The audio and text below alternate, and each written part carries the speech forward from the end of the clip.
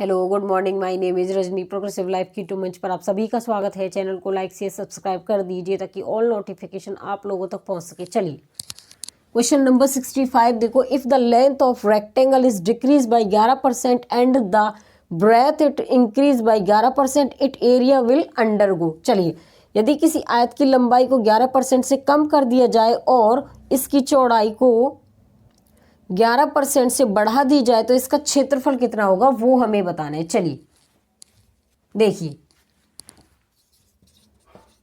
क्या होगा। यहां पर ये कह रहा है कि देखो 11% से कम हो रहा है और 11% से बढ़ रहा है, तो यहां पर डिक्रीज आएगा। एक्स स्क्वायर डिवाइड में 100, 11% से इंक्रीज हो रहा है, 11% से डिक्रीज हो रहा है, तो यहाँ पर एक्स की वैल्यू 11 का स्क्वायर डिवाइड में 100, 121 डिवाइड 100, तो 1.21% क्या होगा, डिक्रीज होगा। ठीक है, तो इसमें ऑप्शन हमारा क्या हो जाएगा, यहाँ पर ऑप्शन हमारा क्या होगा, यहाँ पर सी होगा।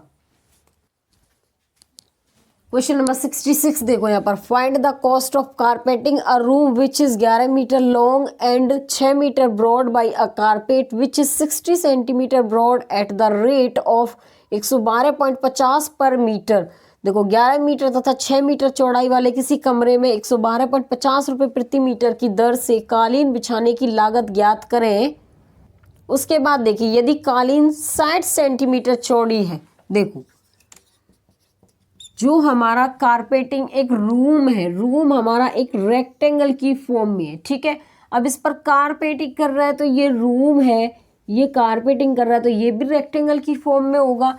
इसमें यहाँ पर इसकी जो क्या कह रहा है कि 11 मीटर तथा 6 मीटर चौड़ाई वाले, 11 मीटर तो इसकी क्या होगी, लंबाई, और 6 मीटर क्या होगी इसकी चौड़ाई। अब ये कह रहा है कि इसको यहाँ पर क्या कह रहा है ये, यदि कालीन 60 सेंटीमीटर चौड़ी है, जो ये कालीन है ये 60 सेंटीमीटर चौड़ी है, इस पर ये जो क्या कर रहा है कि यहाँ पर जो कमरे में जो कारपेट बिछा रहा है ये 112.50 रुपये प्रति मीटर की दर से बिछा रहा है। तो एरिया ऑफ रेक्टेंगल का होता है लेंथ इंटू ब्रेथ। अब किसकी, रूम की। लेंथ ब्रेथ किसकी, रूम की, और यहाँ पर लेंथ ब्रेथ किसकी, कारपेट की। एरिया कारपेट का और एरिया किसका, रूम का। तो सेम होगा रेक्टेंगल की फॉर्म में, तो 11 इंटू 6 ये हो गया।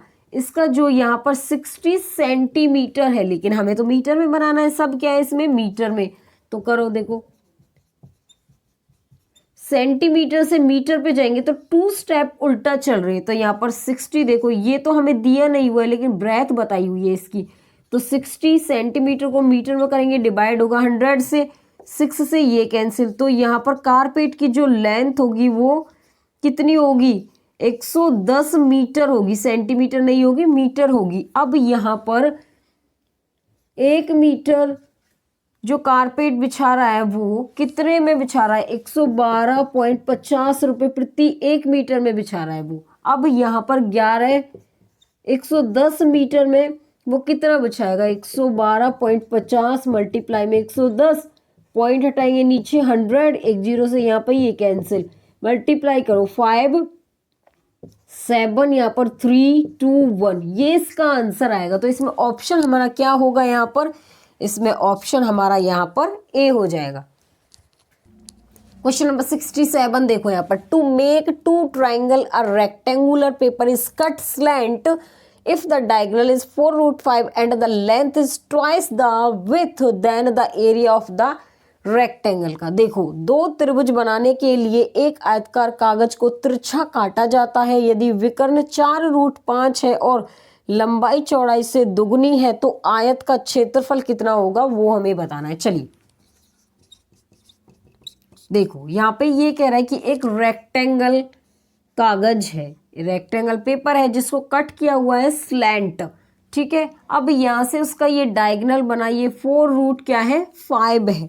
अब यहाँ से जो लेंथ है वो ट्वाइस है किसकी, ब्रेथ की। ठीक है, अब यहाँ पर देखिए इसमें इसमें लगाएंगे हम, क्या लगाएंगे इसमें, पाइथागोरस थ्योरम लगाएंगे। देखो यहाँ पर ये हमारा बेस, ये हाइपोटेन्यूस हो गया, ये परपेंडिकुलर। तो यहाँ पर बेस का स्क्वायर परपेंडिकुलर का स्क्वायर इज इक्वल टू होता है हाइपोटेन्यूस का स्क्वायर, ये देखो इसका स्क्वायर, तो यहाँ पर 4x² plus x² is equal to 16×5 = 80 हो गया, 5x² 80, तो यहाँ पर 5 से ये कटेगा, x² की वैल्यू कितनी है 16 है, ठीक है।